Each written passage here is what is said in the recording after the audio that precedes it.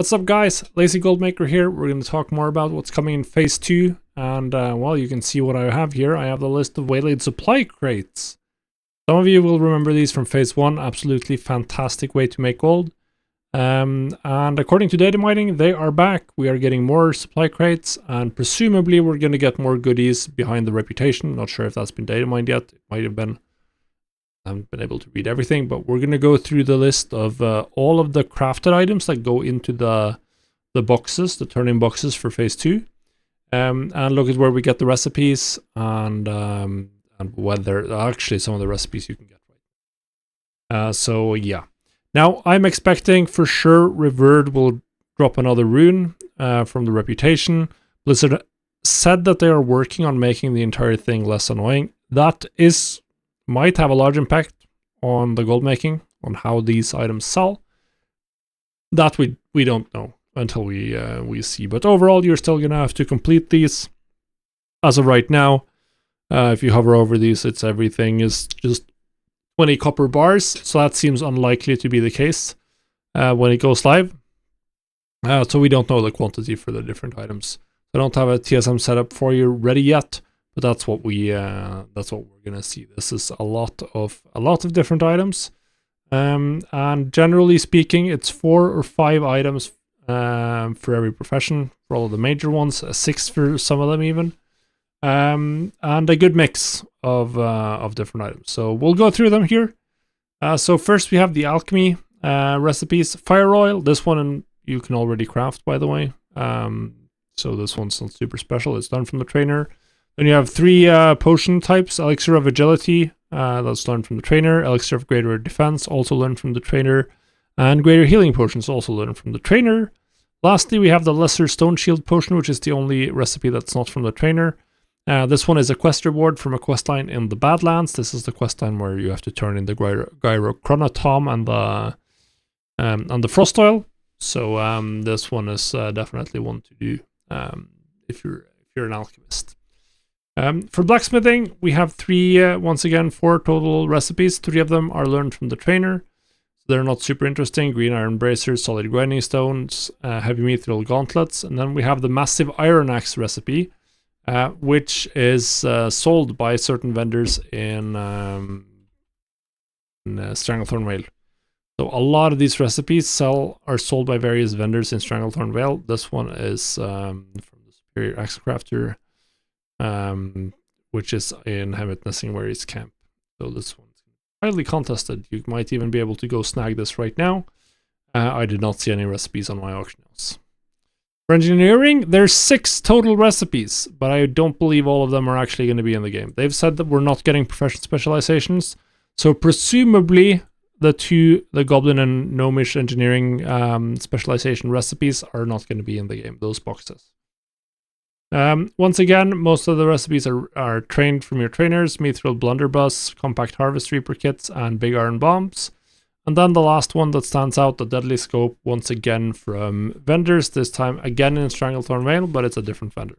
Then we have cooking, where we have the Spider Sausage, learned from the trainer, and the Soothing Turtle Bisque. This recipe is tradable on the auction house. It's a quest reward from a quest in Hillsbrad Foothills, at least for Alliance.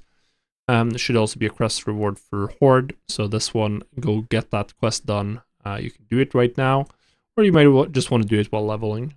Either way, it's not a particularly hard quest. You can even just buy the turtle meat and turn it in along with the soothing spices. And for first aid, we have the heavy silk bandages. Once again, this is just learned from the trainers. As you level up, very easy to get. Leatherworking. Leatherworking has a whopping 6 different recipes. 5 of them are from the trainers: Barbaric Shoulders, Dusky Belt, Guardian Gloves, Turtle Scale Bracers, and Frost Leather Cloak.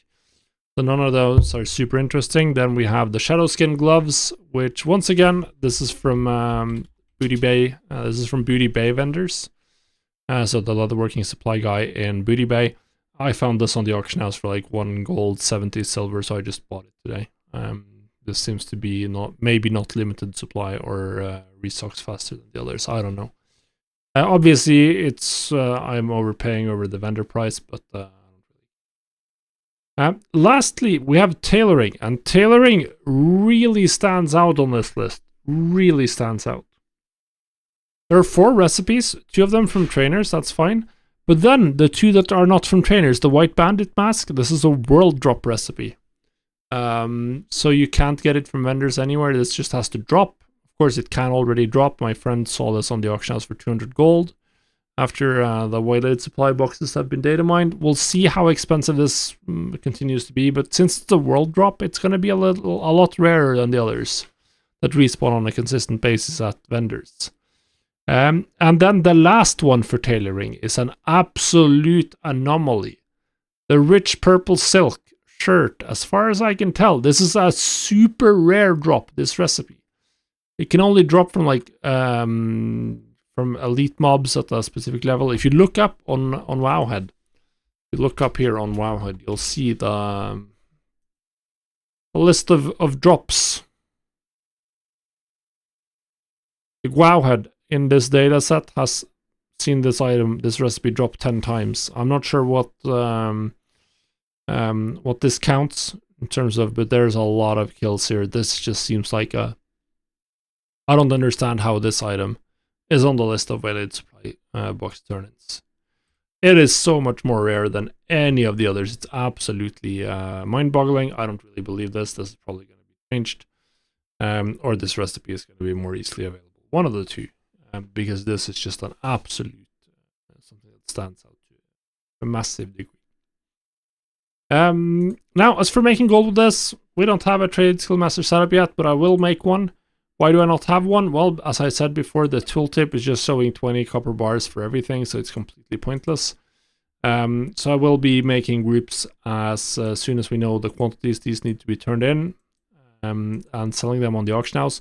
I would very strongly suggest that you get started with this early on. You want to be in this market from day one or as soon as possible in the next phase. Why? Well, the answer should be pretty simple. Blizzard has said that they're going to give significant XP from the Waylaid boxes, so people are going to want to turn these in as they level for the XP boost. That's just very nice. So I expect people to get in on these from day one. So personally, I'll be trying to get into crafting these, getting my professions going, level them up to 200 at least, so I can get a lot of the vendor or the trainer recipes, and then I can use them to level my professions for a profit, which is what I did in phase 1. Then obviously I'll just keep an eye out on the auction house or on the vendors for the recipes that are not from the trainer. I think they are going to be a little bit more valuable, but then on the other hand, at some point people are just going to not bother turning in the most expensive boxes and just do turn it in without filling it and go farm cheaper instead. That is something they can always choose to do, and particularly if they make the acquisition easier in some way or not force you to just have one, so you actually have some choices, then people are going to prioritize the cheaper ones. But overall, we're always going to see some people just don't bother and go with whatever is the easiest, which is to turn in, fill the ones they actually have in their inventory. So yeah, I'm looking forward to this. This is going to be fun. This was the main market early on in phase 1, and I'm going to have a lot of fun with this once phase 2 is out.